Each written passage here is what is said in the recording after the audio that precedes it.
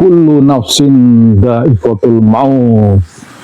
Sesungguhnya yang bernyawa pasti akan mengalami kematian. Jumpa lagi di channel Mbah Mun Ajat Karimullah, sebuah channel yang membahas tentang tasawuf dalam perspektif ilmiah wa amaliyah. Bahasan kita masih melanjutkan, yaitu tentang ruh. Baiklah, secara lebih lengkap akan kita baca Al-Ankabut 57. Bismillahirrahmanirrahim. Kullu nafsin dha'iqatul maut, tsumma ilaina turja'un. Setiap yang bernyawa pasti akan merasakan kematian. Kemudian hanya kepada kami kamu dikembalikan. Dalam perspektif qadim, maka kita memahami dalam sisi yang berbeda. Karena ruh itu tidak pernah mati.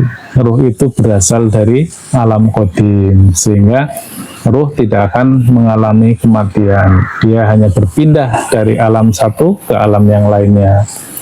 Sebagaimana bahasan di episode yang lalu sudah kami sampaikan bahwa ruh berkelindan dengan entitas jasad halus, yaitu naluri, kemudian akal dan hati atau emosional, kemudian menjadi satu kesatuan, sebuah abstrak yang namanya diri atau nafs atau kesadaran.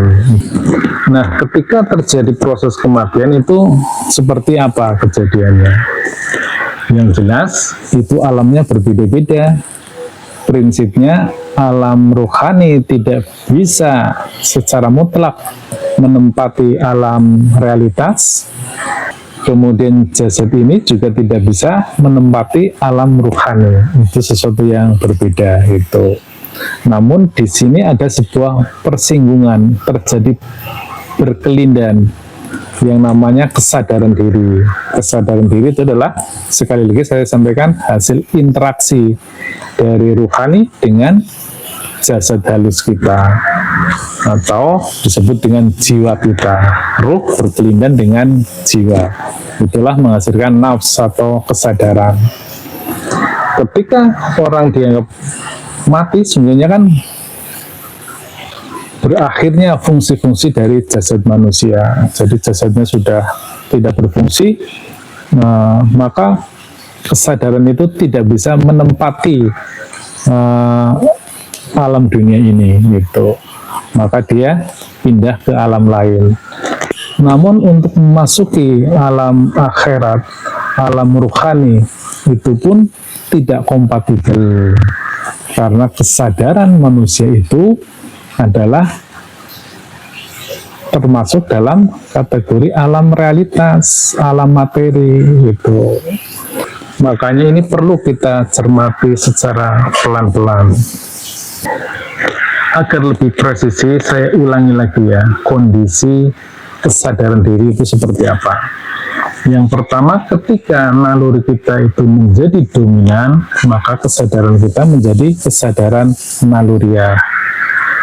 Kemudian ketika akal rasional atau emosional kita itu menjadi yang dominan, maka itu menjadi kesadaran rasional atau yang biasa disebut dengan kesadaran lawamah, itu nafsul lawamah. Nah, ketika kesadaran kita yang menjadi panglimanya adalah ruhani, maka kita naik menjadi kesadaran ruhaniyah atau nafsul mutmainah. Nah, ketika kesadaran tersebut berlepas dari jasad ini, maka akan masuk ke dalam alam perantara, yaitu alam barzah. Nah, ini permasalahannya yang dalam barzah itu. Kenapa di situ ada siksa? Jadi di alam barzah itu adalah sebuah alam antara, tempat bertemunya dua kesadaran tersebut, dua alam tersebut, antara alam dunia dengan alam akhirat. semestinya ketika diri ini berlepas dari jasad, kan harus kembali kepada Allah. Inna lillahi wa inna ilaihi raji'un. Tetapi untuk kembali kepada Allah, prasyaratnya kita harus masuk ke dalam alam qadim atau alam ruhani. Dan yang kompatibel dengan alam tersebut ya hanya ruhani kita gitu. Atas dasar tersebut, makanya di alam barzah itu nanti akan terbagi dalam beberapa kelompok. Kelompok pertama adalah orang yang telah selesai dengan semua urusannya. Semua kemelekatan itu sudah hilang. Orang sudah masuk di gelombang zero, di gelombang kemutlakan, sudah bersambung dengan gelombang ketuhanan. Maka orang itu tidak akan mendiami alam barzah. Ruhaniyahnya sudah kompatibel dengan alam ketuhanan.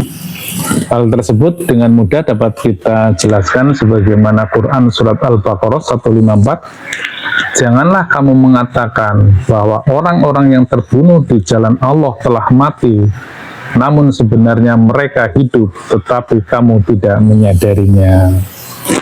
Kemudian Ali Imran 169, mereka itu hidup di sisi Tuhannya mendapat rezeki. Nah ini juga menarik ini kata-kata di sisi Tuhannya. Jadi bukan di alam ketuhanan, itulah yang namanya alam qadim gitu. Karena Allah di alam maha qadim itu ya tidak terdefinisi dan tidak terdeskripsi. Laisa kamitslihi syai'un wa lam yakul lahu kufuwan ahad. Maka hamba-hamba yang selamat itu berada di sisinya, yang itu ya di alam qadim itu, alam nur, alam cahaya, alam partikel gelombang, alam ruh, itulah adanya di situ ruh yang selamat. Kemudian berikutnya yang kedua adalah ruh yang masih berkelindan dengan urusan-urusan duniawi, sehingga ruh kita itu masih dihijab oleh perasaan kita, oleh beban kita, yaitu yang sebagaimana tadi saya sebutkan, ketika kesadaran kita belum sampai kepada kesadaran ruhani, maka kita akan berada di alam barzah itu. Dan untuk selanjutnya, untuk mencapai alam ruhani, maka kita harus dibersihkan.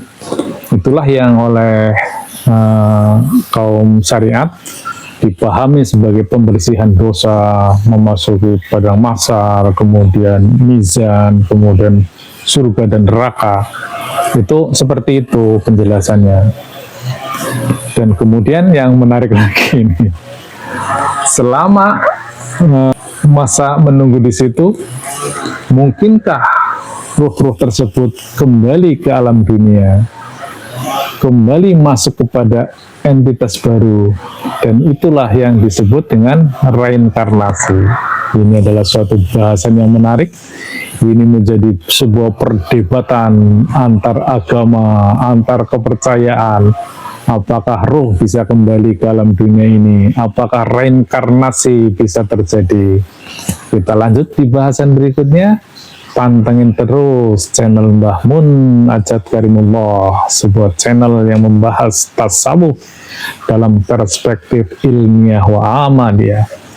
Tasawuf yang bisa dijelaskan secara akal rasional. Billahi anta maksudi wa ridho kamadlubi. Wassalamualaikum warahmatullahi wabarakatuh.